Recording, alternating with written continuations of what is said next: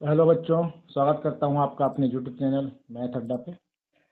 आज हम लोग क्लास 10 का प्रीवियस ईयर क्वेश्चन करेंगे रियल नंबर का, जिसको हिंदी में वास्तविक संख्या बोला जाता है। Real number, real number Hindi में बोलते हैं इसको वास्तविक संख्या, वास्तविक संख्याएं। तो आज हम लोग जो है प्रीवियस ईयर क्वेश्चन करेंगे, जो कि 14 से 15 सालों में आया हुआ है। और वीडियो के अंत में, वीडियो के लास्ट में मैं आप लोगों को बताऊंगा कि इस बार किस क्वेश्चन का आने का चांसेस है। ठीक है, तो बिल्कुल वीडियो को स्किप ना करें।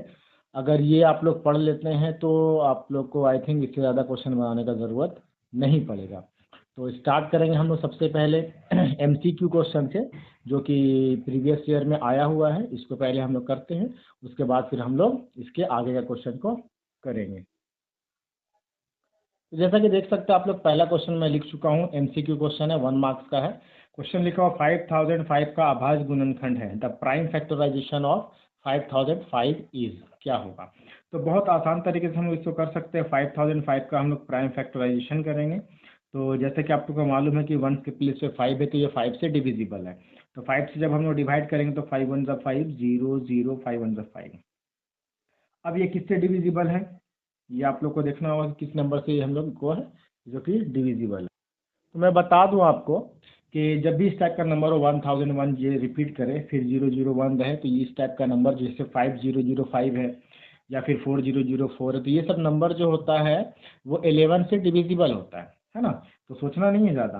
11 से डिवाइड करेंगे तो 100 तो आएगा नहीं। 11 9 99 आता है, 1 बचा, 11 1 11 हो गया। अब 91 किस नंबर से डिविजिबल है, तो 7 से ये डिविजिबल है। 7 1 7, 2 बचा, 2 1 21 हो गया, 7 3 21 हो गया। तो इसका प्राइम फैक्टराइजेशन क्या हो जाएगा 5005 का, 5 इंटू 11 इंटू 7 इंटू 13। या इसको अगर सीक्वेंस में हम लोग सजाना चाहते हैं तो 5 इंटू 7 इंटू 11 इंटू 13, ये हमारा क्या हो जाएगा, हमारा आंसर हो जाएगा। अब चलते हैं अपने अगले क्वेश्चन की तरफ। तो हमारा अगला क्वेश्चन है, यदि विभाजन algorithm a equal B Q plus r में ए का वैल्यू 72 है, क्यू का वैल्यू 8 है, आर का वैल्यू 0 है, तो बी का मान निकालना है। If in the division algorithm a equal B Q plus are, a equal 72, q equal 8, r equal 0, the value of b will be. B का वैल्यू निकालना है। तो हम लोग को डिवीजन एल्गोरिथम पता है क्या होता है, लिखा हुआ A equal B Q plus are. A का वैल्यू पता है 72, पुट कर देंगे यहाँ पे। बी क्यू, बी का वैल्यू फाइंड करना है, तो बी को ऐसे ही रख देंगे। क्यू का वैल्यू पता है कितना है, 8 है। यहाँ पे मल्टीप्लाई का साइन है, क्योंकि यहाँ पे कोई साइन नहीं, मतलब मल्टीप्लाई है। प्लस आर, रिमाइंडर कितना है, 0 है। तो यहाँ हो गया 72 इक्वल 8 इंटू बी, 8 भी होता है, प्लस 0 है, तो 0 को हम लोग छोड़ देंगे, 0 का कोई वैल्यू होता नहीं है। 8 को अब इक्वल के दूसरे साइड भेजेंगे तो क्या हो जाएगा, 72/8 हो जाएगा, डिवाइड में चला जाएगा, क्योंकि इधर मल्टीप्लाई में था। इक्वल बी हो गया, कट करेंगे इसको, 8 1 8, 8 9 72। देन बी का वैल्यू क्या आ गया हमारा, बी इक्वल 9। ये हमारा क्या हो गया, आंसर हो गया। अब चलते हैं हमें अगले क्वेश्चन की तरफ। तो हमारा अगला क्वेश्चन है 3√2 एक डैश संख्या है। बहुत आसान क्वेश्चन, हम लोग को पता है ना, √2 एक अपरिमेय संख्या यानी इरेशनल नंबर है। तो यहाँ पे हम 3√2 भी क्या होगा, इरेशनल नंबर होगा यानी अपरिमेय संख्या होगा। तो यहाँ पे हमारा क्या भरा जाएगा ब्लैंक में, अपरिमेय, या इंग्लिश में बात करें तो इरेशनल नंबर होगा, इरेशनल नंबर। यही हमारा था आंसर। अब बढ़ते हैं हम लोग अपने अगले क्वेश्चन की तरफ। हमारा अगला क्वेश्चन है कि 35/50 का दशमलव प्रसार कैसा है। How is the decimal expansion of 35/50, यानी 35/5 का डेसिमल एक्सपेंशन बताना है। तो मैं बता दूं इससे पहले कि डेसिमल एक्सपेंशन जो होता है वो हिंदी में बोले तो शांत और अशांत, और इंग्लिश में बोला जाए तो टर्मिनेटिंग नॉन टर्मिनेटिंग होता है। तो हम लोग क्या करेंगे, सबसे पहला काम कि इसका जो डिनोमिनेटर है ना, इसको फैक्टराइज करेंगे। 50 को हम लोग करेंगे फैक्टराइज, 2 से 25 टाइम में जाएगा, फिर ये 5 से 5 टाइम में जाएगा। तो 50 का जो डेसिमल प्राइम फैक्टराइजेशन आया है वो आया है 2 इंटू 5 इंटू 5 यानी 2 इंटू 5 पे पावर 2। एक बात याद रखें, जिस भी रैशनल नंबर का डिनोमिनेटर का यानी हर का, है ना, कोई भी परिमेय संख्या का हर का अगर प्राइम फैक्टराइजेशन में सिर्फ 2 पे पावर m या n पे पावर 2 पे पावर m या 5 पे पावर n के फॉर्मेट में अगर आता है डिनोमिनेटर का प्राइम फैक्टराइजेशन यानी हर का अभाज्य गुणनखंड, तो ये जो होगा इसका दशमलव प्रसार शांत होगा यानी टर्मिनेटिंग होगा। तो यहाँ पे देख सकते हैं 2 है और सिर्फ 5 ही है, ठीक है। इसका मतलब ये क्या हुआ, इसका दशमलव प्रसार कैसा होगा, शांत होगा, शांत होगा, या इसको बोल लें टर्मिनेटिंग होगा। इसके साथ साथ मैं कुछ और भी बताना चाहता हूँ कि अगर सिर्फ 2 का भी फैक्टर आता है ना, प्राइम फैक्टराइज किया और सिर्फ 2 ही आया, या फिर सिर्फ 5 आया, या फिर 2 और 5 दोनों आया, तो भी ये क्या होगा, टर्मिनेटिंग होगा, शांत होगा। इसके अलावा कोई भी एक भी नंबर आता है, इसके अलावा कोई भी नंबर, तो वो क्या हो जाएगा, नॉन टर्मिनेटिंग हो जाएगा, ठीक है। यानी ये आएगा अगर, तो आप याद रखें टर्मिनेटिंग होगा यानी शांत होगा। अब बढ़ते हैं हम लोग अपने अगले क्वेश्चन की तरफ। तो हमारा अगला क्वेश्चन जो है 120 का अभाज्य गुणनखंड है। The prime factorization of 120 is, 120 का अभाज्य गुणनखंड करना, प्राइम फैक्टराइजेशन करना बहुत आसान है। डिवाइड करेंगे क्योंकि 1 के प्लेस पे 0 है, 2 से डिविजिबल है ये, 2 6 या 12 0 हो गया, 2 से डिवाइड करेंगे 2 3 या 6 0 हो गया, फिर 2 से डिवाइड करेंगे 2 1 या 2 1 बचा 10 हो गया, 2 5 या 10, फिर 3 से डिवाइड करेंगे 3 5 या 15। तो 120 का जो प्राइम फैक्टराइजेशन आया वो आया 2 इंटू 2 इंटू 2 इंटू 3 इंटू 5। ये भी ऑप्शन में हो सकता है, या फिर इसको हम इस तरीके से लिख सकते हैं 2 3 टाइम है 2 पे पावर 3 इंटू 3 इंटू 5। ये भी हमारा क्या हो जाएगा, आंसर हो सकता है। ऑप्शन देख लेंगे आप लोग कौन सा सही है। इसके बाद हम लोग बढ़ते हैं अपने अगले क्वेश्चन की तरफ। अब देख सकते हैं हमारा अगला क्वेश्चन जो है, अभाज्य गुणनखंड 2 इंटू 2 इंटू 2 इंटू 3 इंटू 3 का मान है। The value of prime factorization 2 into 2 into 2 into 3 into 3, क्या होगा इसका मान, तो कुछ नहीं करना है,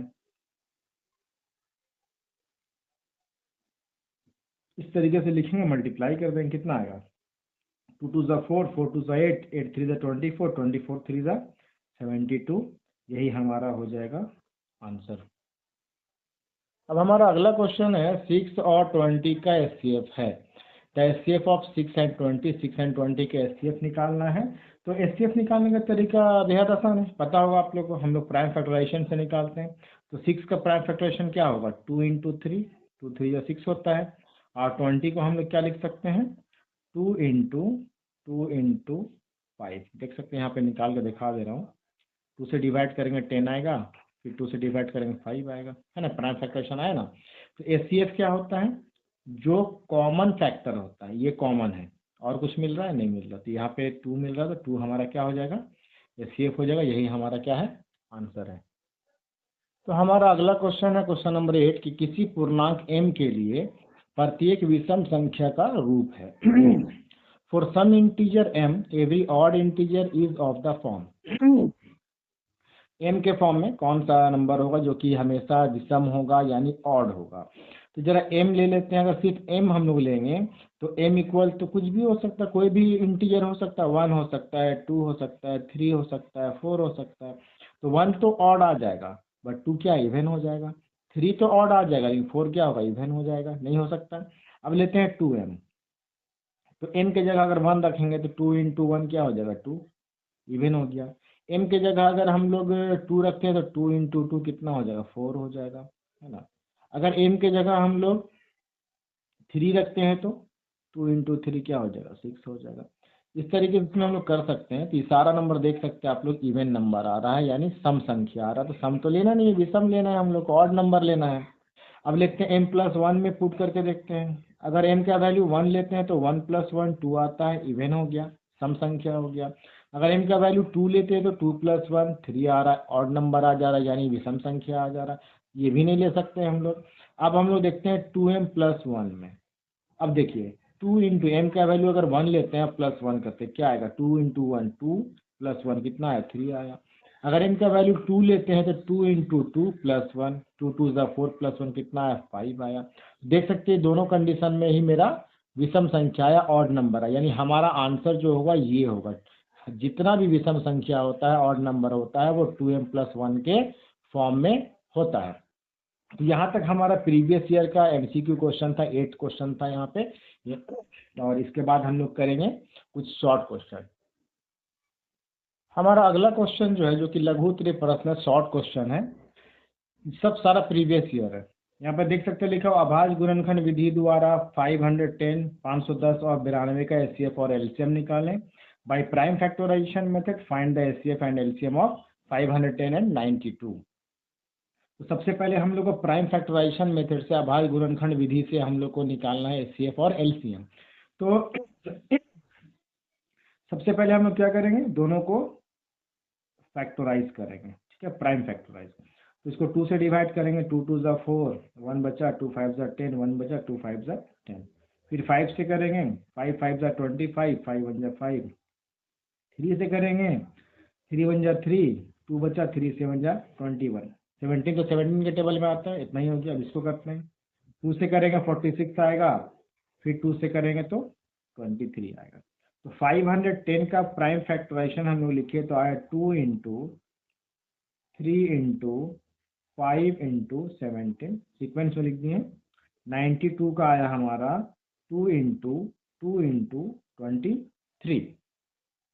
तो HCF सबसे पहले हम लोग निकालते हैं। HCF क्या होता है, जो कॉमन फैक्टर होता है, और LCM क्या होता है, लोवेस्ट कॉमन मल्टीपल यानी लघुत्तम समापवर्तक क्या होता है, जो भी नंबर्स है उसका जो होगा सबसे बड़ा घात, सबसे बड़ा डिग्री, उसको हम लोग लेते हैं और मल्टीप्लाई करते हैं। तो HCF में हमारा कॉमन देख सकते हैं, ये 2 मिल रहा है और तो कुछ मैच कर नहीं रहा, तो ये 2 हमारा HCF हो जाएगा, ठीक है। अब आते हैं LCM के बारे में। तो सबसे पहले जो मैच किया, देखिए कैसे निकालें। सबसे पहले जो मैच किया, 2 मैच किया, 2 को लिख देना, HCF लिख देना, लिख दिए। अब जितना नंबर बच रहा है, 3 एक ही टाइम यहाँ पे, 5 एक ही टाइम है, 17 एक ही टाइम है, फिर ये 2 बच रहा है, ये 23 बच रहा है, सबको हम लोग क्या करेंगे, हम लोग कर देंगे मल्टीप्लाई, ठीक है, मल्टीप्लाई करेंगे। अब मल्टीप्लाई कीजिएगा तो हमारा आंसर आएगा 23,460। HCF भी हम लोग निकाल लिए और LCM भी हम लोग निकाल लिए। किस मेथड से निकाले, अभाज्य गुणनखंड विधि यानी कि प्राइम फैक्टराइजेशन मेथड से निकाले। यही हमारा क्या हो जाएगा, आंसर हो जाएगा। ये हमारा शॉर्ट क्वेश्चन का क्वेश्चन नंबर 1 था, जो कि 2 मार्क्स का आता है। अब बढ़ते हैं हम लोग अपने अगले क्वेश्चन की तरफ।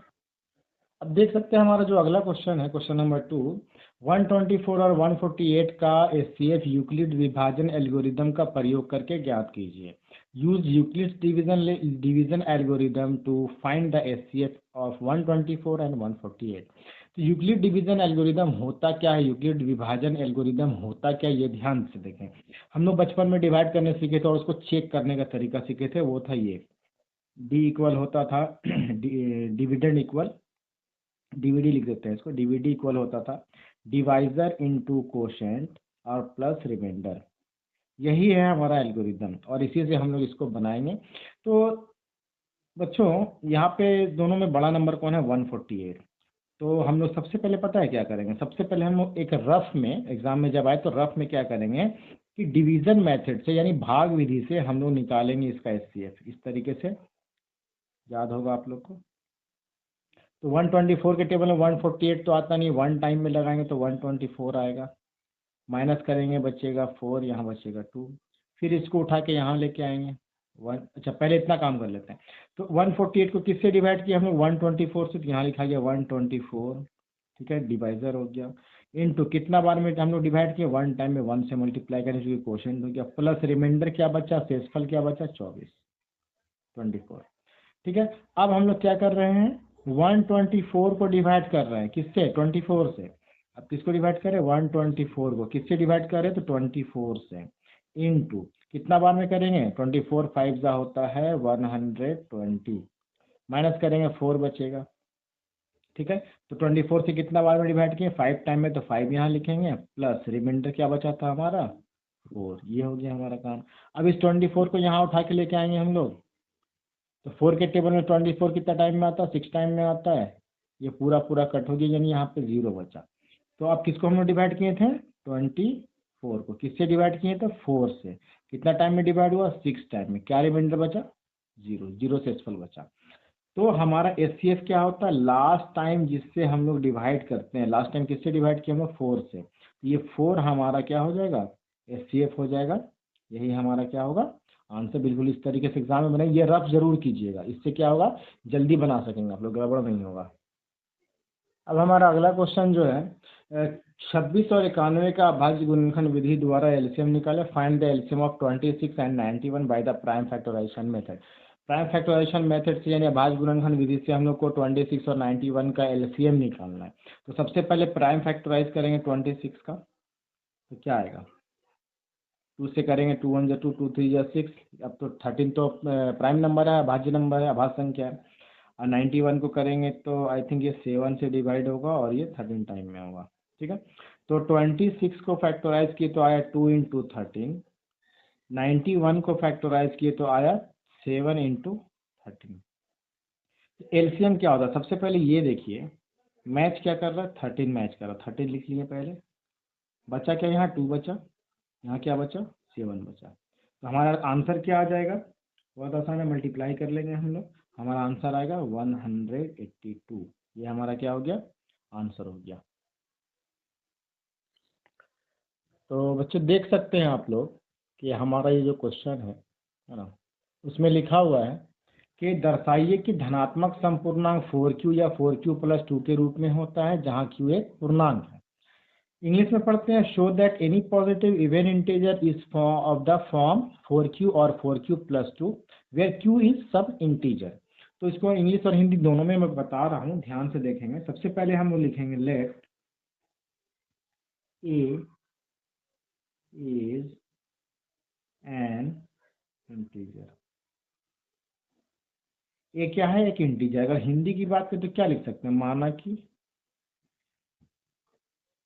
ए एक क्या है, पूर्णांक है। पूर्णांक। तो ए जो है उसका फॉर्म दिया हुआ है कि ये जो होगा किस फॉर्म में होगा, 4q प्लस आर, है ना। देख सकते हैं यहाँ प्लस में कुछ नहीं लिखा हुआ, 0 है, दैट मीन्स यहाँ प्लस में 2 लिखा हुआ, यानी ये रिमाइंडर है। पता होगा आप लोगों को डिवीजन एल्गोरिदम, विभाजन एल्गोरिदम। यहाँ भी लिखेंगे हम लोग ए इक्वल 4q प्लस आर। अब जैसा कि आप लोग देख सकते हैं कि यहाँ पे जो रिमाइंडर होना चाहिए ये क्या होता है, ये डिवाइजर होता है यानी भाजक होता है। तो देख सकते हैं कि यहाँ पे रिमाइंडर जो होगा वो या तो 0 से बड़ा होगा या उसके बराबर होगा, किसके, 4 के। या फिर 4 से क्या होगा,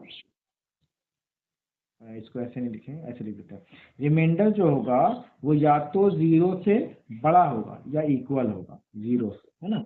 लेकिन क्या होगा, ये छोटा होगा 4 से। 4 के बराबर नहीं हो सकता क्योंकि 4 क्या है, डिवाइजर है, भाजक है। यहाँ भी लिखेंगे हम लोग, रिमाइंडर जो होगा 0 से बड़ा या 0 के इक्वल होगा, क्योंकि रिमाइंडर का भी कुछ भी नहीं बचता है, 0 होता है। लेकिन जो रिमाइंडर होता है यानी शेषफल जो होता है वो डिवाइजर से हमेशा छोटा होता है। ठीक है, इसका मतलब क्या हुआ कि रिमाइंडर जो होगा वो या तो 0 होगा या तो 1 होगा या तो 2 होगा या तो 3 होगा, है ना। रिमाइंडर क्या होगा, या तो 0 होगा, 1 होगा, 2 होगा या 3 होगा। क्योंकि 4 से बड़ा तो हो नहीं सकता या 4 के इक्वल भी नहीं हो सकता, 4 से छोटा होना चाहिए, 4 डिवाइजर है, भाजक है। तो इसका मतलब क्या हो, यहाँ पे जो क्वेश्चन देख सकते हैं 4q है और 4q प्लस 2 है, यानी यहाँ पे मेरा जो रिमाइंडर होगा वो या तो 0 होगा या फिर 2 होगा, यही दो चीज हो सकता है। तो इसका मतलब क्या हुआ, इसका मतलब यही हुआ कि a इक्वल जो हम लोग माने हैं पहला क्वेश्चन में 4q प्लस 0 होना चाहिए यानी 4q, और दूसरा में a इक्वल जो है वो 4q प्लस 2 है ना। ये हो, यहाँ देख सकते हैं रिमाइंडर 0 और यहाँ पे रिमाइंडर क्या है, 2 है। तो हम लोग को तो पता है ना, सिंस जो लिखेंगे हम लोग, सिंस 0 एंड 2, या फिर 0 छोड़ दीजिए, 2 is an even number, even number, है ना। सो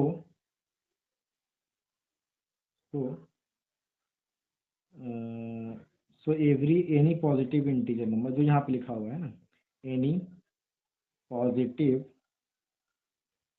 इवन इंटीजर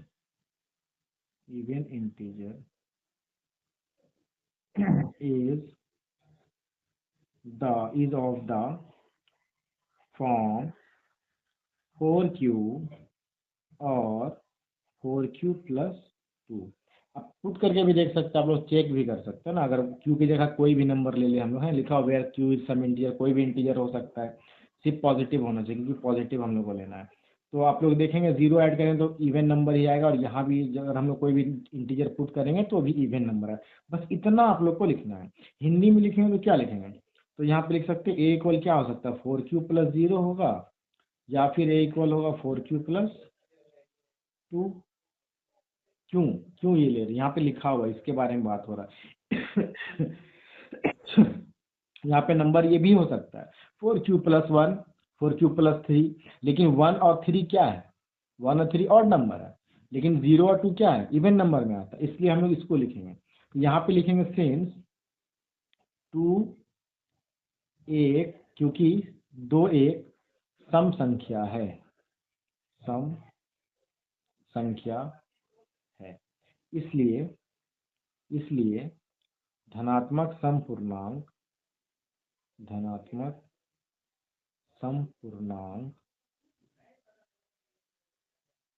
4q या 4q+2 के रूप में होता है। ये ध्यान रखना है, ठीक है। क्यों, क्योंकि पता होगा कि जो रिमाइंडर आ रहा है वो यहाँ पे तो आ रहा है 0 1 2 3 आ रहा है, बट यहाँ पे क्या लिखा हुआ, 0 या 2 लिखा हुआ है। 0 2 क्या इवन नंबर है, अगर यहाँ पे सम ना होके विषम होता तो हम लोग किसको लेते हैं, 1 और 3 को लेते हैं, ठीक है। उम्मीद करते हैं समझ में आया होगा आपको। अब हम लोग बढ़ेंगे अपने अगले क्वेश्चन की तरफ। तो देख सकते हैं हमारा अगला क्वेश्चन जो लिखा हुआ है कि सिद्ध कीजिए कि 7√5 एक अपरिमेय संख्या है, prove that 7√5 is irrational number. तो हम लोग क्या करेंगे, इंग्लिश और हिंदी दोनों में बता रहा हूँ। सबसे पहले हम लोग क्या करेंगे, let 7√5 is an irrational number, ठीक है। शॉर्ट में लिखते हैं, माना कि, हिंदी में लिखेंगे माना कि 7√5 एक, सॉरी रैशनल नंबर मानेंगे हम लोग, sorry let 7√5 is a rational number. तो माना कि 7√5 एक परिमेय संख्या है, एक परिमेय संख्या है। तो क्या होगा, तो एंड यहाँ पे लिखते हैं and P and Q are such integers that यहाँ क्या लिखेंगे, परिमेय संख्या है P तथा Q ऐसे पूर्णांक हैं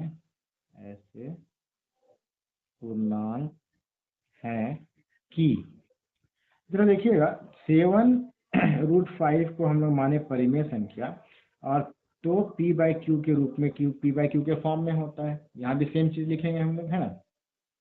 यहाँ से अलग अलग है, यहाँ से सेम होगा।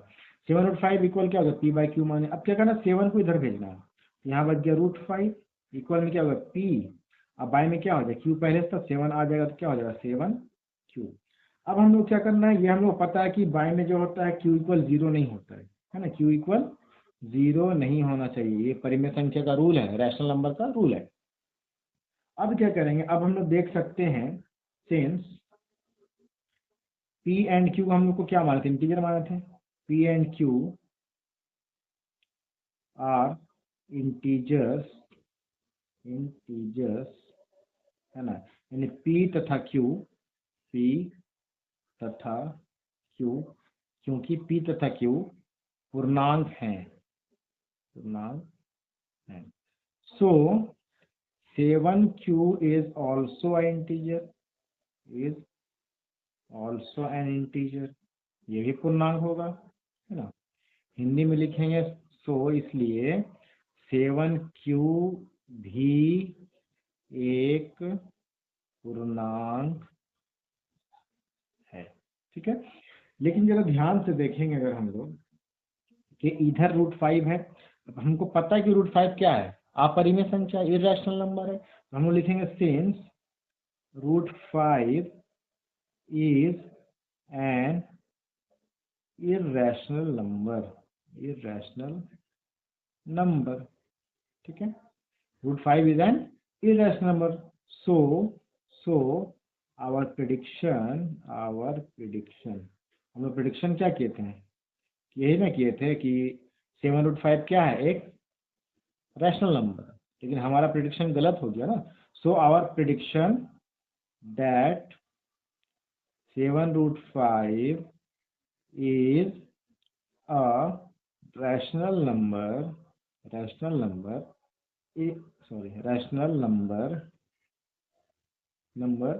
is wrong। हमारा प्रेडिक्शन क्या हो गया, रॉन्ग हो गया, गलत हो गया। ठीक है, गलत हो गया। या फिर यहाँ क्या लिखेंगे, सो 7√5 इज इर्रेशनल नंबर, शॉर्ट में लिखें, ये प्रूव्ड हो चुका, प्रूव्ड। यहाँ पे बात करेंगे तो ये तो सेम लिखाया जाएगा है ना, 7√5 इक्वल P/Q, जहाँ Q इक्वल क्या होना चाहिए, 0 के बराबर नहीं होना चाहिए। √5 यहीं छोड़ेंगे, P 7 को इधर भेजेंगे तो 7Q हो जाएगा। यहाँ लिखा हुआ P तथा Q क्या पूर्णांक है, लिखे थे ना हम लोग यहाँ पे, तो 7Q भी एक पूर्णांक है। तो यहाँ पे क्या लिखेंगे, क्योंकि √5 एक अपरिमेय संख्या है, अपरिमेय संख्या है। अब यहाँ लिखेंगे इसलिए सो हमारी मान्यता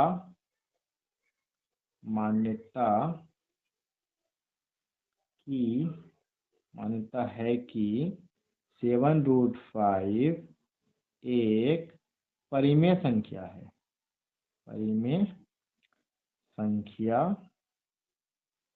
है। यह क्या है, गलत है, यह गलत है।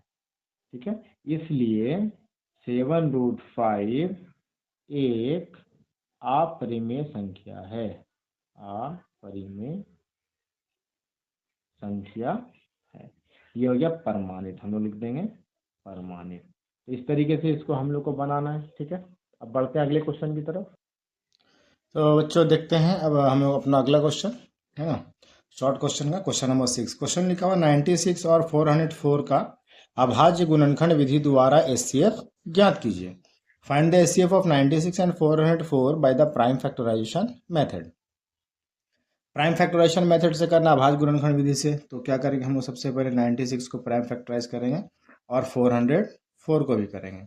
सबसे पहले इसको 2 से डिवाइड करेंगे तो आएगा 48, उम्मीद करते हैं डिवाइड करना आप लोगों को आता होगा।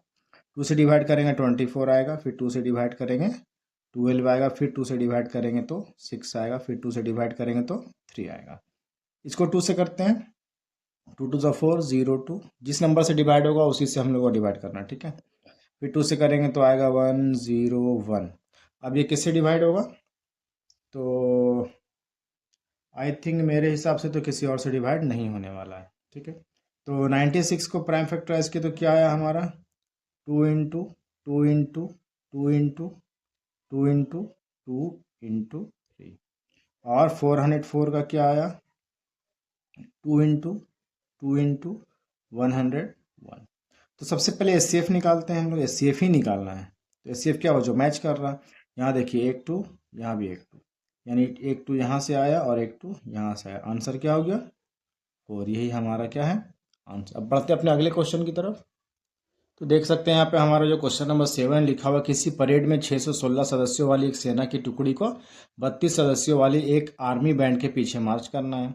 दोनों समूहों को समान संख्या वाले स्तंभों में मार्च करना है। इन स्तंभों की अधिकतम संख्या क्या है। A battalion of 616 members have to be marched behind a band party of 32 members. Both groups have to be marched in equal numbers of columns. Evaluate the maximum number of columns. यानी अधिकतम संख्या, maximum numbers of column निकालना है। तो कुछ नहीं करना हम लोग को, क्योंकि सदस्यों की संख्या समान होना चाहिए और कॉलम कितना बनेगा ये निकालना है। तो यहाँ पे देख सकते हैं दो नंबर, एक 616 है और एक 32 है ना। तो ये यहाँ पे ग्रेटर नंबर है, बड़ा नंबर है। तो हम लोग क्या करेंगे, यूक्लिड विभाजन एल्गोरिदम से, यानी यूक्लिड्स डिवीजन एल्गोरिदम से हम लोग इसका एचसीएफ निकाल देते हैं। तो जो एचसीएफ आएगा वही हमारा क्या हो जाएगा, आंसर हो जाएगा। तो निकालने का तरीका पता होगा आप लोग को, हम पहले बता चुका हूँ कि सबसे पहले हम लोग रफ में इस तरीके से लिख लेंगे और डिवाइड करेंगे। 32 1 32 होगा, कितना बचेगा, 11 में 2 गया 9, 5 में 3 गया 2, 6। अब कितना टाइम में लगेगा, आई थिंक 9 टाइम में। 9 2 18, 1 कैरी और 9 3 27 1 28। कितना बचा यहाँ पे, 8 बचा, यहाँ कुछ नहीं, यहाँ भी कुछ नहीं। अब इस 32 को डिवाइड करेंगे यहाँ पे, तो कितना हो गया, 8 4 32, यहाँ कुछ नहीं बचा। तो एचसीएफ हमारा क्या है, इसको इस तरीके से हम लोग लिखेंगे। सबसे पहले 32 इंटू 19 है ना, प्लस रिमाइंडर क्या बचा था हमारा 8। फिर 32 को हम लोग डिवाइड करेंगे 8 से, तो 8 इंटू 4 टाइम में आ जाएगा, प्लस 0। तो एचसीएफ हमारा क्या आ गया, एचसीएफ हमारा क्या आया, 8 आया, है ना। एचसीएफ हमारा 8 आया। तो यहाँ पे स्तंभों की संख्या जो होगा, अधिकतम स्तंभों की संख्या, स्तंभों की अधिकतम संख्या जो होगा वो 8 होगा, यानी 8 कॉलम बनेगा यहाँ पे। यहाँ पे भी लिख सकते हैं नंबर ऑफ मैक्सिमम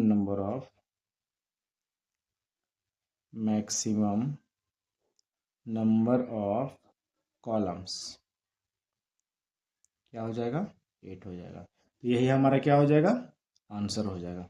अब चलते अपना, तो बच्चों देख सकते हैं मैं यहाँ पे बना के रखा हूँ, मैं समझा देता हूँ, ध्यान से देखेंगे आप लोग। सबसे पहले हम लोग को ये प्रूफ करना था, यहाँ पे देख सकते हैं कि सिद्ध करें कि √2 एक अपरिमेय संख्या है, prove that √2 is an irrational number. तो किस तरीके से हम लोग इसको प्रूफ करेंगे, ये जरा ध्यान से देखेंगे। यहाँ पे लिखा हुआ है, क्या करेंगे, सबसे पहले let 2 is be are rational number मान लिए √2 को, ठीक है। देन क्या होगा, √2 इक्वल p/q हो जाएगा, ठीक है। Where p and q are integers, q is not equal to 0 and pq have no common factor except 1। pq के फॉर्म में होता है कोई भी रैशनल नंबर, है ना। और pq क्या है, इंटीजर होगा कोई ना कोई, और q is not equal to 0 होना चाहिए, और कोई कॉमन फैक्टर भी नहीं होना चाहिए। उसके बाद हम लोग क्या करेंगे, दोनों तरफ स्क्वायर चढ़ाएंगे, स्क्वायरिंग बोथ साइड। स्क्वायर चढ़ाए तो √2 का स्क्वायर क्या होता है, 2, पी स्क्वायर का पी स्क्वायर हो गया, क्यू स्क्वायर का क्यू स्क्वायर हो गया। जब क्रॉस मल्टीप्लाई करेंगे तो 2 इंटू क्यू स्क्वायर और पी स्क्वायर इंटू 1, कुछ नहीं मतलब 1, तो पी स्क्वायर इक्वल क्या आ गया, 2q स्क्वायर, इसको माने 1, इक्वेशन 1 मान लिया। यहाँ लिखा हुआ है कि as 2 divide 2q square, 2q square को डिवाइड कर रहा है, चूंकि यहाँ देख सकते हैं 2 लिखा हुआ है। सो 2 डिवाइड्स पी स्क्वायर, ये दोनों इक्वल है, 2 जब इसको डिवाइड करे तो इसको भी करेगा, चूंकि दोनों इक्वल है। सो 2 divides P square, but 2 is prime, 2 prime number है, ठीक है। तो क्या हुआ, 2 अगर इसको पी स्क्वायर को 2 डिवाइड करो तो पी को भी डिवाइड करेगा। क्लियर है यहाँ तक। अब क्या करना है कि पी को हम लोग मानेंगे कुछ ना कुछ, क्या माने हम लोग, 2m। क्यों माने 2m, क्योंकि ये 2 से डिविजिबल है। वेयर m क्या है, एक इंटीजर है। Substituting this value of p in equation 1 we get, जब हम लोग p का वैल्यू 2m इक्वेशन 1 में पुट करते हैं तो क्या आता है हमारा, देखिए 2m स्क्वायर लिखें इक्वल 2q स्क्वायर लिखें, तो आया 2 का स्क्वायर 4, m का square m square, 2q square, 2 से काटे 2 1 2, 2 2 4, क्या आया, 2m square equal q square आ गया। अब देख सकते हैं यहाँ लिखा हुआ एज 2 डिवाइड्स 2m स्क्वायर, है ना। सो यहाँ देखिए 2m स्क्वायर को 2 डिवाइड कर रहा है ना, चूंकि 2 का से मल्टीपल है, तो 2m को 2 क्या है, q स्क्वायर को भी डिवाइड करेगा, क्यों, क्योंकि दोनों इक्वल है। 2 क्या है, यहाँ भी प्राइम नंबर है। तो यहाँ से क्या पता चला कि 2 जो है q को भी डिवाइड करेगा, जब q स्क्वायर को डिवाइड करा तो q को भी डिवाइड करेगा। लेकिन क्या है यहाँ पे, क्या आ रहा है कि p and q have a common factor 2, p या q का क्या आ रहा है, कॉमन फैक्टर 2 आ रहा है। लेकिन हम लोग क्या माने थे कि इन दोनों का कोई भी कॉमन फैक्टर नहीं होगा 1 को छोड़ के। तो यहाँ पे हम लोग क्या लिखे, this contradicts that p and q have no common factor except 1, है ना। हम लोग माने थे इज रॉन्ग, ये रॉन्ग है, इज रॉन्ग। ठीक है। हेंस रूट 2 क्या हो गया, not a rational number, root 2 क्या हो गया, रैशनल नंबर नहीं है। So we conclude that root 2 is an irrational number, इसलिए रूट 2 क्या है, इर्रेशनल नंबर है। ठीक है। अब यहाँ पे देख सकते हैं हिंदी में भी मैं करके रखा हूं, तो जरा ध्यान से देखेंगे आप लोग हिंदी में क्या लिखा हुआ है ना। तो सबसे पहले यहाँ देख सकते हैं हम लोग क्या किए हैं, वही क्वेश्चन है, रूट 2 एक अपरिमेय संख्या है। तो माना कि रूट 2 एक परिमेय संख्या है, सेम प्रोसेस सिर्फ हिंदी में लिखा हुआ देख सकते हैं, root 2 equal p by q, p q एक पूर्णांक है, एक के अतिरिक्त क्यू इक्वल 0 है, और पी क्यू का एक के अतिरिक्त कोई उभयनिष्ठ गुणनखंड नहीं है। अब क्या किए, दोनों तरफ स्क्वायर किए, वर्ग किए तो आया 2 equal P square by Q square, cross multiply किए तो आया P square equal 2 Q square. अब देख सकते हैं कि जैसा कि 2 जो है टू क्यू स्क्वायर को डिवाइड कर रहा है ना, विभाजित कर रहा है। क्यों कर रहा है, क्योंकि यहाँ पे 2 का मल्टीपल है, विभाजित किया। तो जब क्यू स्क्वायर को विभाजित कर रहा है 2, इसका मतलब पी स्क्वायर को भी करेगा, क्यों, क्योंकि दोनों इक्वल है। इसलिए अगर पी स्क्वायर को विभाजित कर रहा तो 2 जो है पी को भी विभाजित करेगा, यहाँ पे लिखा हुआ देख सकते हैं आप लोग, है ना। फिर क्या करना है, हम लोग मानेंगे, माना कि p इक्वल 2m, p क्या है 2m है, जहां m एक पूर्णांक है। ठीक है, p इक्वल 2m हम लोग मान लिए। अब यहाँ देख सकते हैं p का मान जो है समीकरण 1 में रखेंगे, यहाँ देख सकते हैं समीकरण 1 हम लोग माने थे, यहाँ पे लिख भी चुके हैं, P square equal 2q square. अब यहाँ p के जगह हम लोग 2m पुट कर दिए, इसका स्क्वायर कर दिए, इक्वल 2q स्क्वायर आ गया।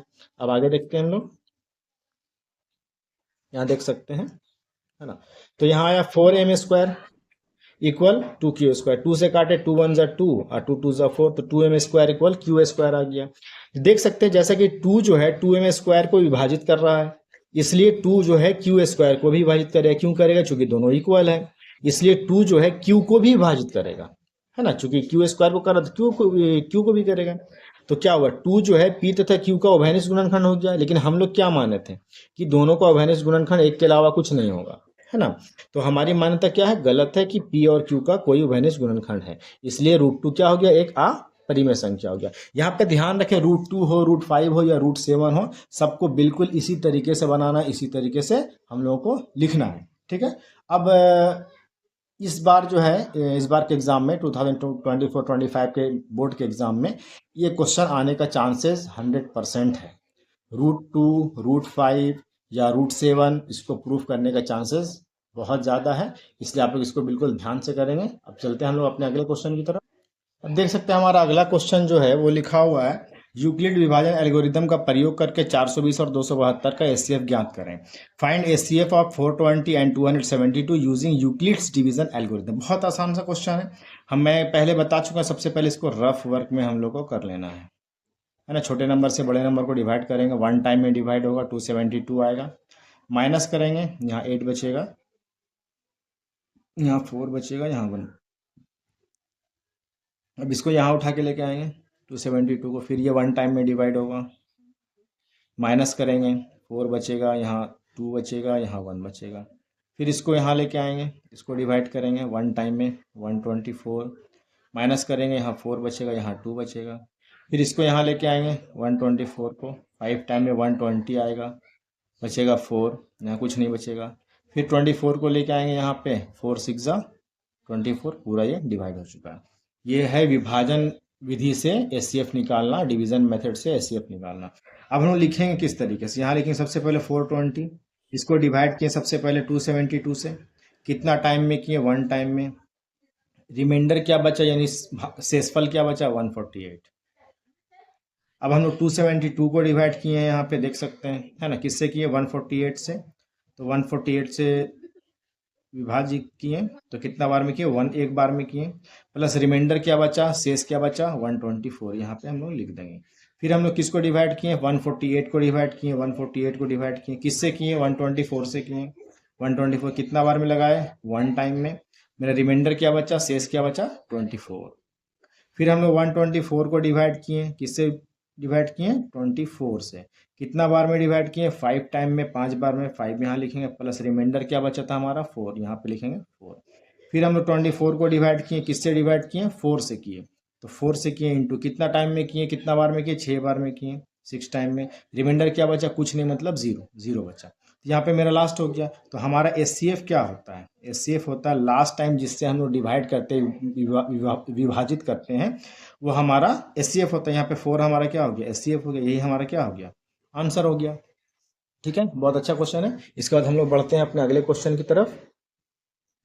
तो देख सकते हैं हमारा अगला क्वेश्चन है, दर्शाइए कि एक धनात्मक विषम पूर्णांक 4q+1 या 4q+3 के रूप में होता है जहां q एक पूर्णांक है। ठीक है, show that any positive odd integer is of the form 4q+1 और 4q+3 where q is some integer. यहाँ पे प्रूफ करना है कि कोई भी धनात्मक विषम पूर्णांक जो होता है पॉजिटिव ऑड इंटीजर, वो 4q+1 या 4q+3 के फॉर्म में होता है। तो ये सारा क्वेश्चन जो भी करवा रहा हूँ ये सारा प्रीवियस ईयर क्वेश्चन है, इसलिए ध्यान रखें, आने के चांसेस बहुत ज़्यादा हैं। तो हम लोग सबसे पहले क्या करेंगे, let A is a positive odd integer. ठीक है, हम लोग क्या किए, ए को मान लिए पॉजिटिव इंटीजर है। हिंदी में लिखेंगे, माना कि ए एक धनात्मक विषम पूर्णांक है, विषम पूर्णांक है। ठीक है, अब इसके बाद क्या करना है, इसके बाद हम लोग को लिखना है कि सबसे पहले ये देखिए हम लोग कि अगर इस फॉर्म में लिखना है तो जरा ध्यान से देखिए, ये 4q+1 जो है, यहाँ पे 4 क्या है? आपको विभाजन एल्गोरिदम पता होगा, डिवीजन यूक्लिड एल्गोरिदम पता होगा। ये होता है हमारा डिवाइजर यानी भाजक होता है, q कोशेंट होता है यानी भागफल होता है, और प्लस रिमाइंडर होता है यानी शेषफल होता है। तो यहाँ पे आप देख सकते हैं कि r क्या हो जाएगा, रिमाइंडर क्या हो जाएगा हमारा, r हमारा जो होगा या तो 0 से बड़ा होगा या 0 के बराबर होगा, लेकिन ये छोटा होगा किससे? भाजक से यानी डिवाइजर से, 4 से छोटा होगा। इसका मतलब रिमाइंडर हमारा क्या हो सकता है, यहाँ भी लिख देते हैं। इसका मतलब हुआ कि रिमाइंडर हमारा क्या होगा, रिमाइंडर हमारा होगा या तो 0 होगा या 1 होगा या 2 होगा या 3 होगा, है ना। रिमाइंडर क्या होगा हमारा, या तो 0 या 1 या 2 या 3 होगा। क्लियर है, कोई दिक्कत यहाँ पे नहीं होना चाहिए। अब देख सकते हैं, यानी ए जो है वो किस किस फॉर्म में हो सकता है, जो नंबर है जो हम लोग ए माने वो किस किस फॉर्म में हो सकता है। एक तो हो सकता है 4q+0, तो 0 लिखेंगे नहीं हम लोग। एक हो सकता है 4q+1, फिर हो सकता है 4q+2, फिर हो सकता है 4q+3। इतने ही फॉर्म में हो सकता है। यहाँ भी लिख के दिखा देते हैं, ए जो होगा हमारा वो क्या होगा, 4q होगा या 4q+1 होगा या 4q+2 होगा या 4q+3 होगा। अब जरा ध्यान से देखिए, यहाँ लिख सकते हैं सिंस 2 0 एंड 2, 0 एंड 2, अगर रिमाइंडर 0 या 2 क्या है, 2 ले लेते हैं। 2 क्या है, 2 इज एन इवन नंबर। 2 क्या है हमारा, 2 एक सम संख्या है, सम संख्या है। ठीक है, अच्छा 4 तो सम संख्या है, 4 क्या है, इवन नंबर है। ठीक है, तो पता होना चाहिए। इसका मतलब क्या हुआ कि अगर हम लोग लिखते हैं, यहाँ पे लिख सकते हैं सेंस ए को हम लोग क्या माने, A is a positive odd number, positive odd integer माने हैं हम लोग। ठीक है, इसलिए जो है ये जो पॉजिटिव इंटीजर माने हैं ऑड इंटीजर, तो ये कभी हो सकता है 4q या 4q+2 के फॉर्म में हो सकता, नहीं हो सकता, क्योंकि ए क्या है, पॉजिटिव ऑड इंटीजर है।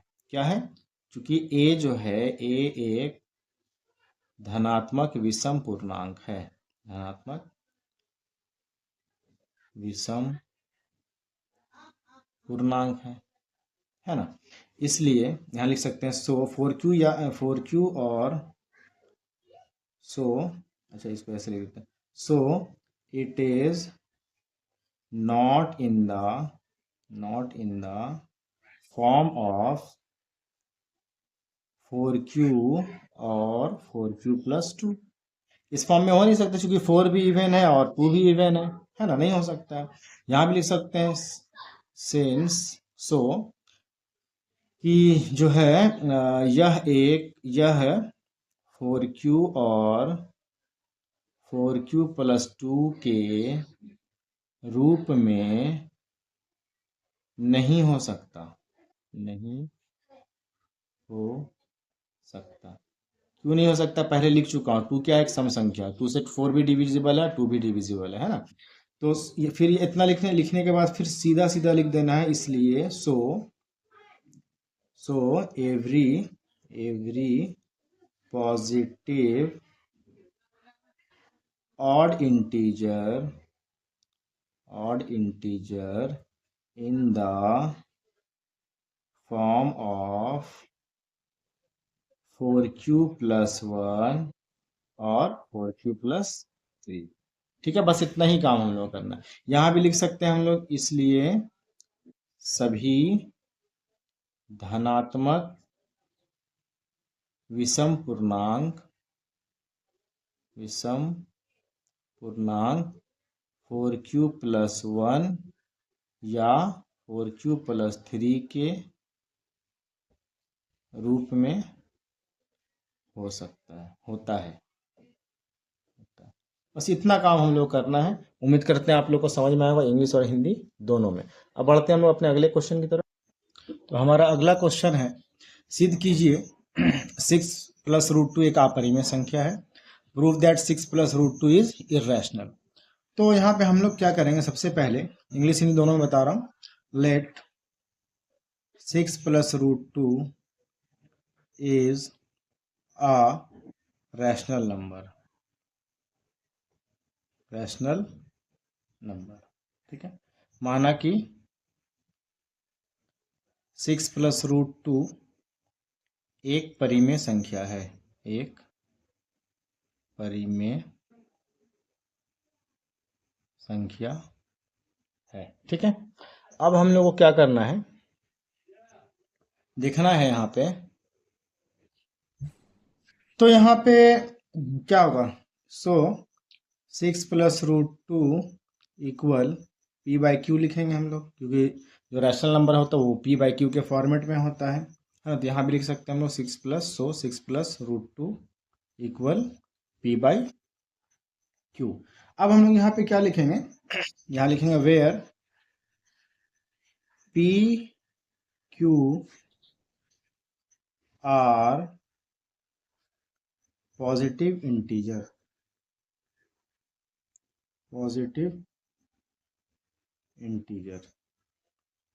ठीक है। यहाँ लिखेंगे जहाँ पी क्यू धनात्मक पूर्णांक है, ठीक है। तो यहाँ पे ध्यान से देखेंगे 6 प्लस, अच्छा यहाँ पे एक और चीज लिख देना है कि there is no common factor, ठीक है, common factor between p and q, और यहाँ लिखेंगे यहाँ P तथा Q का कोई उभयनिष्ठ गुणनखंड नहीं है,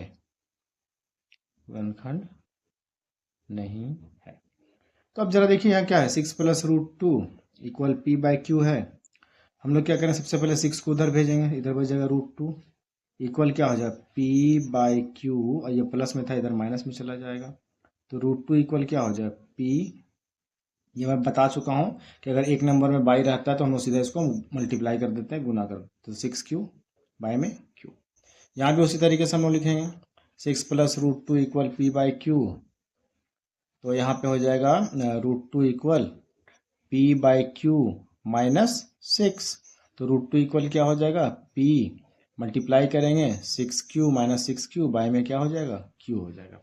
अब यहाँ पे देख सकते हैं कि यहाँ लिख सकते हैं since P and Q are integer, P and Q are integers, है ना, integers, so √2 is also an integer. अगर यहाँ पे पी और क्यू को हम लोग इंटीजर माने तो √2 भी इंटीजर ही होगा ना, चूंकि इसके इक्वल में है। यहाँ पे हम लोग क्या लिखेंगे, यहाँ भी लिखेंगे चूंकि लिख सकते हैं या साइन डाल सकते, चूंकि पी तथा क्यू पूर्णांक हैं, सो इसलिए √2 भी एक पूर्णांक होगा, है ना, क्योंकि √2 इसके इक्वल में। जब ये रैशनल नंबर है, पूर्णांक है, तो ये भी पूर्णांक होगा, इंटीजर होगा। अब हम लोग क्या लिखेंगे, लेकिन क्या है, but we know that √2 is an irrational number। हम लोगों को तो पता है ना, √2 प्रूफ कर चुके हैं हम लोग, irrational नंबर है, irrational number. so our assumption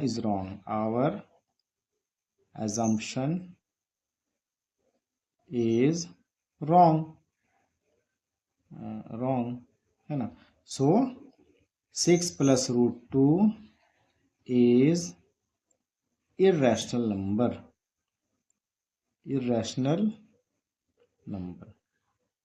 देखो √2 क्या है हमारा, क्या √2 पता है हम लोग को कि √2 क्या है, इरेशनल नंबर है।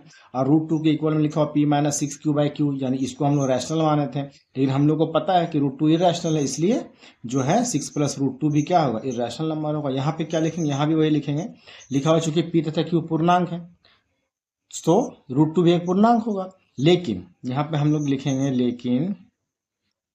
लेकिन वास्तव में √2 एक अपरिमेय संख्या है,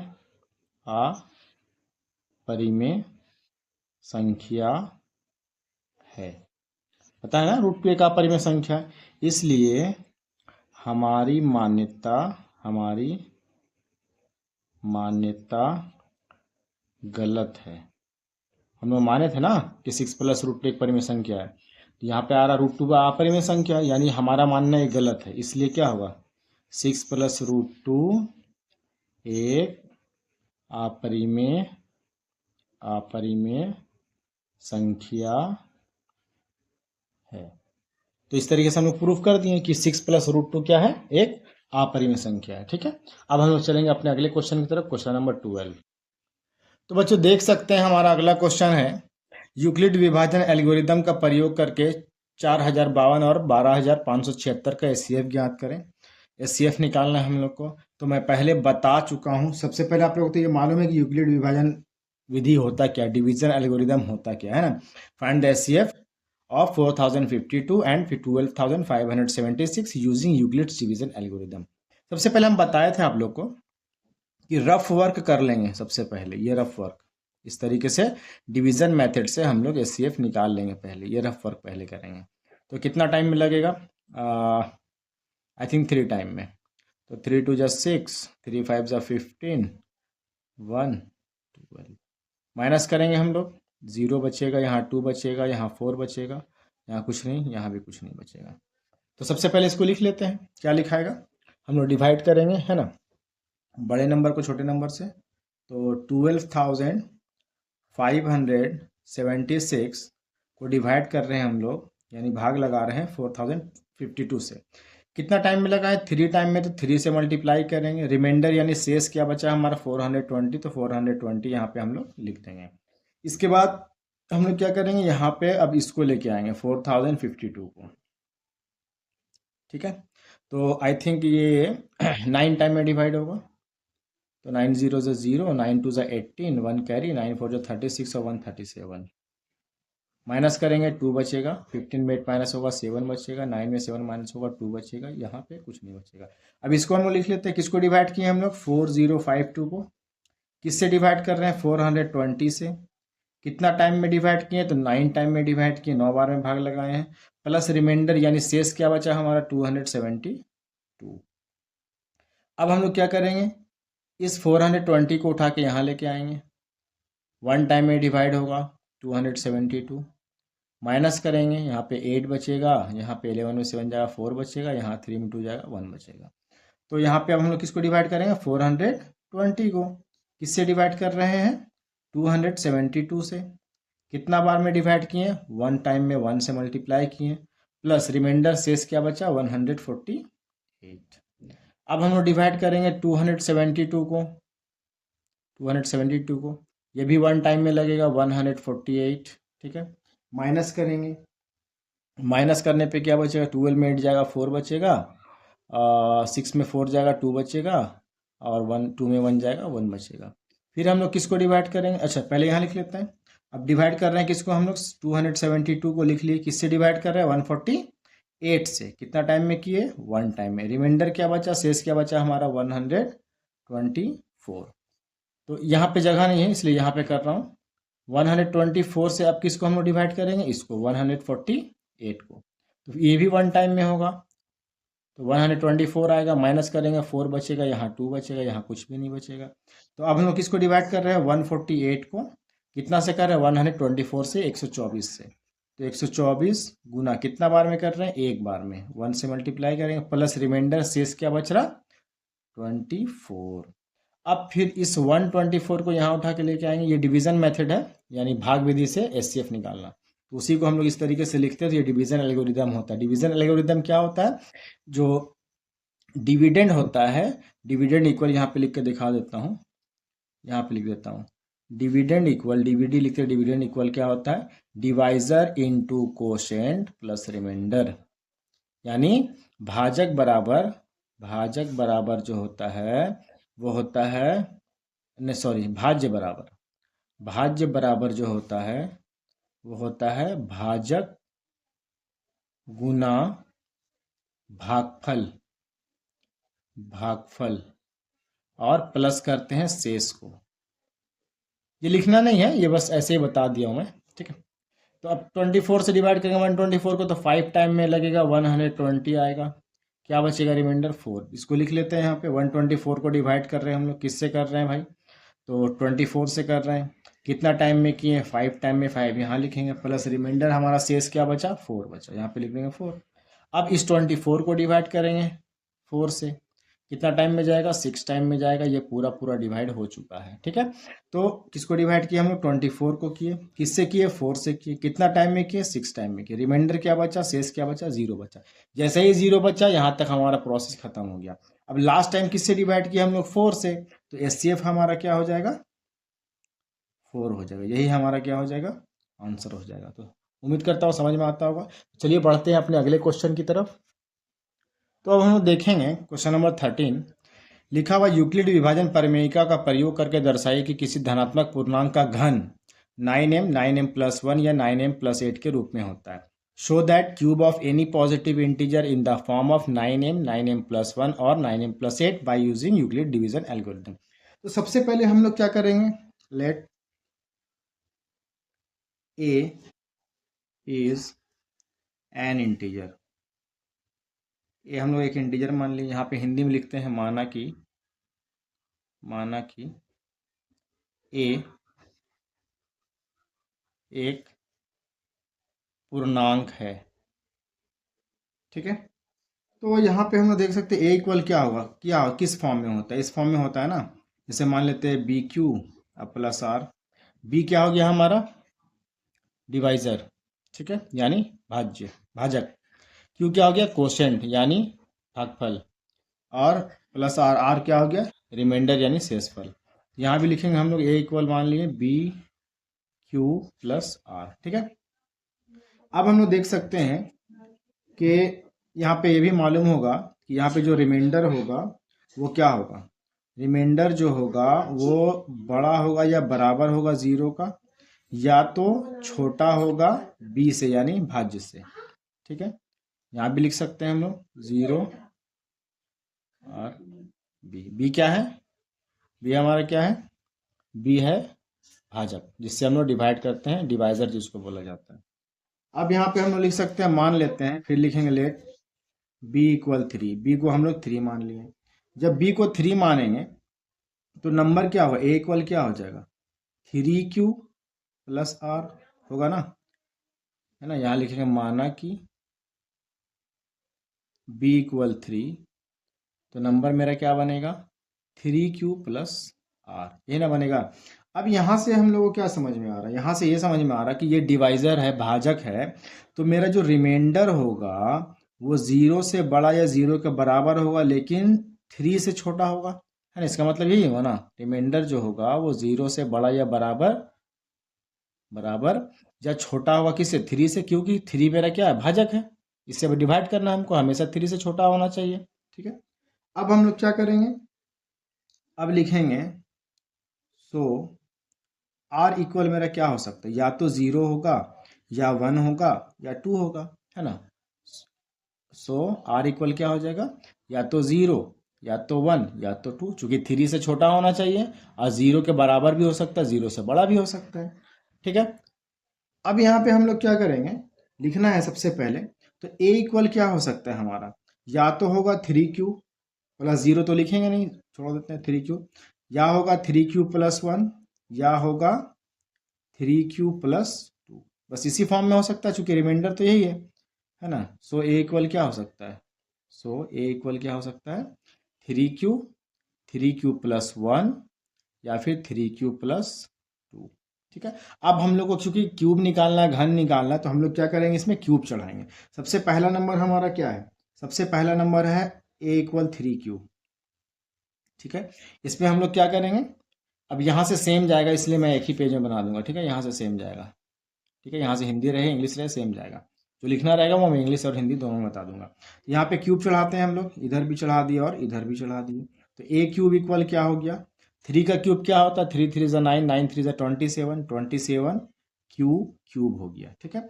अब यहाँ पे करना क्या है, हम लोग क्या करेंगे कि मानेंगे, क्या मानेंगे 3q² इक्वल मानेंगे m, क्यों मानेंगे ये समझा देते हैं पहले। सबसे पहले चूंकि यहाँ पे हम लोग को लिखना है 9 वाला लाना है ना, तो 9 को इससे अलग करेंगे, इसको लिख सकते हैं हम लोग 9 इंटू 3q क्यूब लिख सकते हैं। अब यहाँ लिखेंगे, यहाँ पे माना let 3q cube equal m, क्योंकि m भी लाना है तो m मान लिए, है ना। यहाँ लिख सकते हैं हिंदी में माना कि 3q क्यूब बराबर m है, तो अब क्या करेंगे, यहाँ पे लिख सकते हैं 9 इंटू 3q क्यूब की जगह m लिख सकते हैं, तो क्या आ गया हमारा 9m, पहला हम लोग का आ गया 9m। अब दूसरा हम लोग का जो है, दूसरा नंबर क्या था, a इक्वल 3q प्लस 1, इसका क्यूब करेंगे हम लोग, क्यूब का फॉर्मूला याद होगा, a प्लस बी का होल क्यूब क्या होता है, a cube plus b cube plus 3a² b plus 3ab², ये फॉर्मूला याद होना चाहिए। तो a क्यूब करेंगे सबसे पहले, 3q का क्यूब करेंगे हम लोग, प्लस बी क्यूब करेंगे यानी 1 का क्यूब करेंगे, प्लस 3a² b यानी 3a² यानी 3q का स्क्वायर इंटू बी की जगह 1, प्लस 3ab² होता है यानी 3 इंटू ए की जगह 3q इंटू बी की जगह 1, ठीक है, ये हमारा फॉर्मूला है। अब हम लोग क्या करेंगे, 3 का क्यूब होता है 27, क्यूब का क्यूब प्लस 1 का क्यूब 1 होता है, प्लस यहाँ देखिए 3 का स्क्वायर 9, 9 3 ज़ा 27, 27 1 ज़ा 27, क्यू स्क्वायर हो जाएगा, प्लस 3 3 ज़ा 9 और ये क्यू हो गया, ठीक है। अब हम लोग को क्या करना है, ध्यान देने वाली बात है, बिल्कुल ध्यान देना, यहाँ से फिर हम लोग वही काम करेंगे, 9 के फॉर्म में लाना है ना, तो 9 हम लोग क्या करेंगे कॉमन लेंगे, ठीक है, 1 को हटा देना, 9 को हम लोग कॉमन लेंगे, क्या करेंगे ध्यान से देखते हैं, पहले इसको इस फॉर्म में लिख देते हैं 27q cube plus 27q² plus 9q plus 1। अब ये 3 टर्म से हम लोग क्या करेंगे कॉमन लेंगे, कॉमन क्या लेना है ये ध्यान से देखेंगे आप लोग, 9 कॉमन लेंगे, ठीक है, 9 कॉमन ले लिए, 9 कॉमन लेने पे क्या बचेगा हमारा, यहाँ बचेगा 9 3 ज़ा 27 होता है तो 3q क्यूब बच गया, 9 3 ज़ा 27 होता है 3q² बच गया, प्लस 9 1 ज़ा 9 होता है तो सिर्फ q बच गया, और इस प्लस 1 को हम लोग लिख देंगे बाहर में, लिख दिए। अब यहाँ बना रहे हैं, ठीक है, ध्यान से देखेंगे आप लोग, ये लिख दिए। अब हमारा क्या आएगा, यहाँ पे देख सकते हैं हम लोग क्या करेंगे, यहाँ पे 3q cube plus 3q² plus q को हम लोग मानेंगे m, ठीक है, तो क्या हो जाएगा, ये हो जाएगा 9 और इसके जगह, इस 3 के जगह हम लोग क्या लिख देंगे m और प्लस 1, ठीक है। यहाँ पे लिखना क्या है, ब्रैकेट में लिखेंगे लेट, यानी माना कि 3q cube plus 3q square plus 1 equal m, ये माने तो ये हमारा निकल के आ गया, ये हमारा दूसरा आ गया, देख सकते हैं आप लोग। अब तीसरा लाना है, तो अब हम लोग तीसरा नंबर को लेके चलेंगे, ये वाला 3q प्लस 2 को, फिर लेंगे a इक्वल क्या है 3q प्लस 2, इस पे क्यूब चढ़ा देंगे, यहाँ भी क्यूब चढ़ा देंगे, क्या आएगा हमारा 3 का क्यूब आता है 3q क्यूब, एक फॉर्मूला पता होगा a क्यूब होता है प्लस 3a स्क्वायर भी आगे लिख देते हैं क्योंकि फिर पीछे करना पड़ता है हम लोग को, 3a स्क्वायर बी, 3 a की जगह 3q है इसका square into b, plus 3ab square होता है, यानी 3 इंटू ए की जगह पे 3q प्लस बी के इंटू बी की जगह पे 2 है तो बी का स्क्वायर होता है 2 का स्क्वायर, अब प्लस बी क्यूब होता है, यानी 2 है बी की जगह पे 2 का क्यूब करती हैं हम लोग, ठीक है। अब क्या करेंगे 3 का क्यूब आता है 27q क्यूब, यहाँ पे लिख चुके हैं हम लोग, पहले भी देख सकते हैं, यहाँ पे आएगा 3 3 ज़ा 9, 9 3 ज़ा 27, क्यू स्क्वायर का क्यू स्क्वायर, सॉरी 3 3 ज़ा 9, 9 3 ज़ा 27, 27 2 ज़ा 54 आएगा यहाँ पे, सॉरी 54 आएगा, और ये क्यू स्क्वायर आएगा, प्लस यहाँ देखिए 2 का स्क्वायर 4 हो गया, 4 3 ज़ा 12, 12 3 ज़ा 36 हो गया, और ये क्यू लगा देंगे, अब प्लस 2 का क्यूब क्या होता है 8 होता है, 2 2 ज़ा 4, 4 2 ज़ा 8 होता है।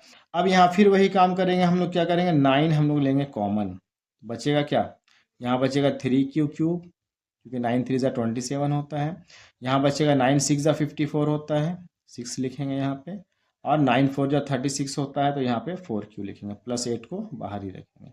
अब फिर यहाँ पे हम लोग क्या करेंगे, ये जो बीच में ब्रैकेट का नंबर आया उसको हम लोग फिर m मान लेंगे, तो ये हो गया 9m प्लस 8, और यहाँ पे लिख देना है माना कि या लेट 3q क्यूब, आप लोग हिंदी में लिखेंगे माना कि, इंग्लिश में let 3q cube plus 6q square plus 4q, ये q है q इक्वल m, ओके, ये हो गया।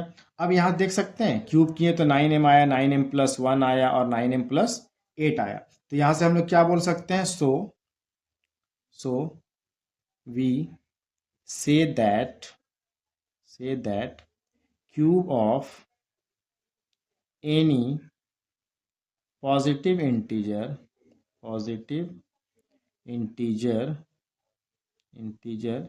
in the form of 9m plus 1 और 9m plus 8, हो गया प्रूफ।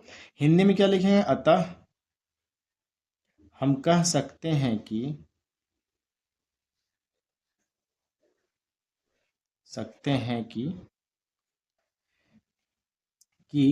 किसी धनात्मक पूर्णांक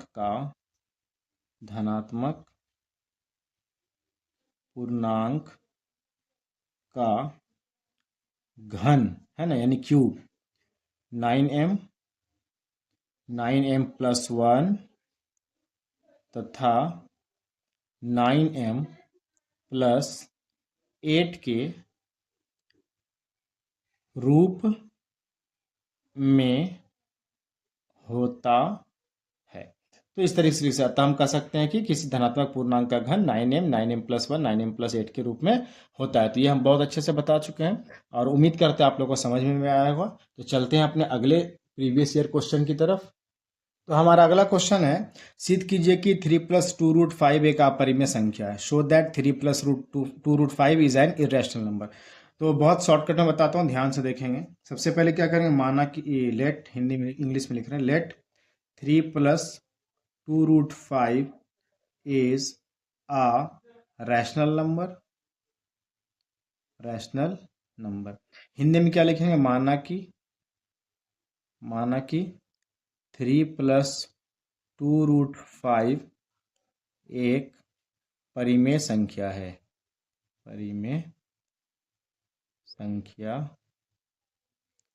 मान लिए। अब क्या करेंगे, जब परिमेय संख्या है तो p बाई क्यू के फॉर्म में होगा ना, तो यहाँ पे लिख सकते हैं 3 plus 2 root 5 equal p by q, लिख सकते हैं हम लोग। अब क्या करेंगे, अब करना है सो लिख देना यहाँ पे, यही वाला चीज़ यहाँ भी लिखना है अभी हिंदी वाले में भी, ठीक है। हिंदी में जो लिखना था वो मैं लिख चुका हूँ। अब इसके बाद क्या करेंगे, सबसे पहले 2√5 को यहीं पे छोड़ेंगे, इक्वल इस 3 को इधर भेजेंगे तो कहाँ जाएगा, इधर प्लस में तो इधर माइनस में जाएगा। तो 2√5 इक्वल क्या हो जाएगा, p/q, और माइनस ये मल्टीप्लाई होता है 3q हो जाएगा, यानी p - 3q/q, ठीक है। इसके बाद हम लोग क्या करेंगे, इसके बाद हम लोग कुछ नहीं करना है। इसके बाद हम लोग देखेंगे यहाँ पे 2 जो है √5 को इधर ही छोड़ेंगे और 2 को इधर भेजेंगे, तो यहाँ के ऊपर p - 3q, और बाई में क्या हो जाएगा, q पहले से था, ये 2 इधर नीचे आ जाएगा, चूंकि यहाँ पे मल्टीप्लाई में 2 आ जाएगा। तो √5 इक्वल क्या हो जाएगा, p - 3q/2q, ठीक है। अब जैसा कि हम लोग को पता है कि यहाँ पे p और q क्या है, p and q are integers,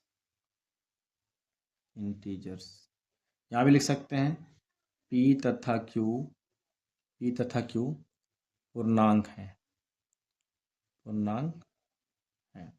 तो इसका मतलब क्या हुआ, इसका मतलब ये हुआ कि p - 3q/2q is rational number. Rational माने थे ना हम लोग p/q को, तो ये भी तो उसी के टर्म में है ना, उसी के फॉर्म में, तो ये भी रैशनल नंबर होगा, ठीक है ना। यानी यहाँ पे हम लोग इसके बाद लिख सकते हैं, ये सारा एज इट इज़ यहाँ पे लिखा जाएगा। यहाँ पे लिख सकते हैं हम लोग p -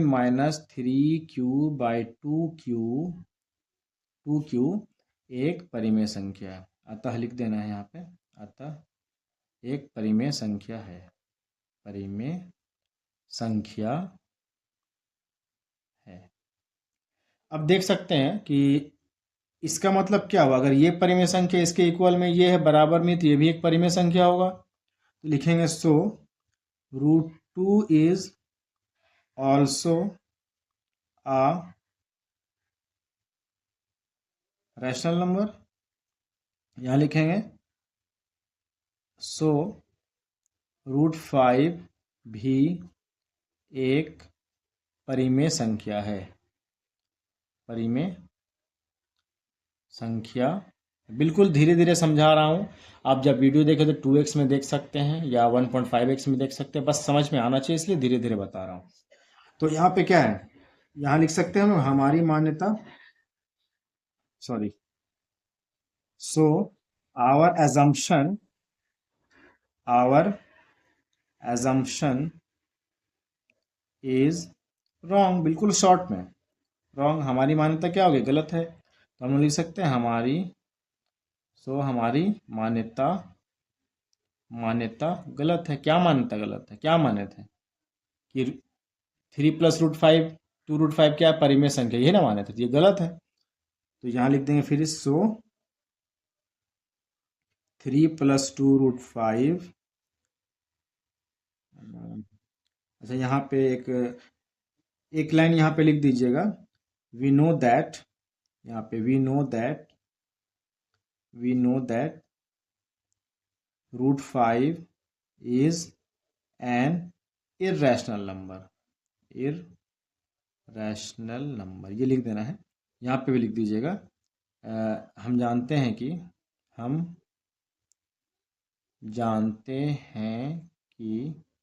√5 एक अपरिमेय संख्या है,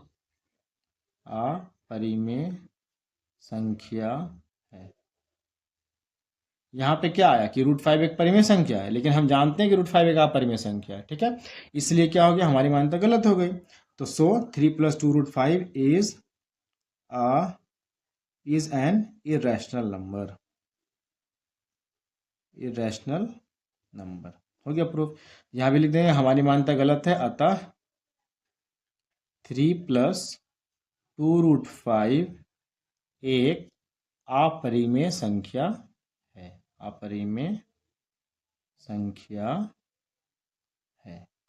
तो उम्मीद करते हैं समझ में आया होगा आप लोग को। अब हम लोग चलते हैं अपने अगले क्वेश्चन की तरफ। तो बच्चों देख सकते हैं, मैं ये क्वेश्चन बताया हूँ, इसके बाद जो भी प्रीवियस ईयर क्वेश्चन है, 3-4 क्वेश्चन और हैं, तो जो भी प्रीवियस ईयर क्वेश्चन है वो जो है बिल्कुल सेम चीज़ है, है ना। जैसे मैं प्रूफ कर चुका हूँ √2 एक अपरिमेय संख्या, तो यहाँ पे √3 है, √5 है, तो ये किस तरीके से प्रूफ करना है, बिल्कुल सेम तरीका है। इसलिए मैं वीडियो को ज़्यादा लंबा नहीं बनाऊंगा, इतना आप लोग सीख लेते हैं तो कोई प्रॉब्लम नहीं होगा। और मैं वो भी बता चुका हूँ कि कोई भी जो संख्या होती है, जैसे मैं बताता हूँ, जैसे ये क्वेश्चन है कि दर्शाइए कि कोई भी धनात्मक पूर्णांक जो है 6q+1 6q+3 के रूप का होता है, जहाँ q एक कोई पूर्णांक है। Show that any positive odd integer is in the form of 6q+1 6q+3 where q is an integer. तो ये जो है हम लोग इस पहले भी कर चुके और देख भी चुके किस तरीके से हम लोग को करना है, ठीक है। और बिल्कुल उसी तरीके से किया जाएगा। और मैं कुछ और भी बताने वाला हूँ आप लोगों को, मैं बहुत एनालिसिस किया हूँ, तो इसके बाद मुझे लगता है कि बताता हूँ। तो बच्चों देख सकते हैं कि यहाँ पे मैं कुछ क्वेश्चन लिखा हुआ इंपॉर्टेंट क्वेश्चन फ्रॉम मी, मेरे तरफ से ये क्वेश्चन है, ठीक है। तो ये इस बार ये आने का चांसेस बहुत ज़्यादा है, आई थिंक 90% से भी ज़्यादा चांसेस है। √2 √3 √5 एक अपरिमेय संख्या सिद्ध करना है, प्रूफ करना है कि that show that √2 √3 and √5 is an irrational number, ये प्रूफ करने आ सकता है। और इसमें ये भी आ सकता है ना, ये भी प्रूफ करके दिखाया हुआ हूँ, क्वेश्चन में वीडियो में दिखाया हुआ हूँ। 7 √5 या 6 प्लस √2 3 प्लस 2 √5, ये किस तरीके से हम लोग को प्रूफ करना है, ठीक है। इसके अलावा यहाँ पे देख सकते हैं ये क्वेश्चन में आने के चांसेस ज़्यादा यूक्लिड विभाजन एल्गोरिदम से हम लोग को जो भी नंबर दिया हुआ है ना, एचसीएफ फाइंड करना है यूक्लिड विभाजन एल्गोरिदम से, यूक्लिड डिवीजन एल्गोरिदम से। तो ये बस इतना ध्यान रखें कि नंबर चेंज हो सकता है, नंबर्स चेंज हो सकते हैं, ठीक है। बट उम्मीद करता हूं कि यही क्वेश्चन एग्जाम में आएगा, ठीक है। इसके अलावा जो प्राइम फैक्टराइजेशन से हम लोग को एचसीएफ निकालना हो या एलसीएम निकालना हो, तो ये सारा क्वेश्चन आने के चांसेस बहुत ज़्यादा हैं। अगर हो सके तो स्क्रीनशॉट आप लोग ले लें और इसी पैटर्न पे प्रैक्टिस करें। बाकी प्रीवियस ईयर क्वेश्चन में मैं सारा पैटर्न बता चुका हूँ, अच्छे से देखें। और पसंद आए तो मेरे चैनल को प्लीज़ सब्सक्राइब करें, लाइक करें। इसके बाद मैं दूसरे चैप्टर का भी, पॉलिनोमियल का, बहुपद का चैप्टर का भी वीडियो लेके आने वाला हूँ आप लोग के लिए, और इम्पोर्टेंट क्वेश्चन भी बताने वाला हूँ। तो लाइक करें, सब्सक्राइब करें। Thank you.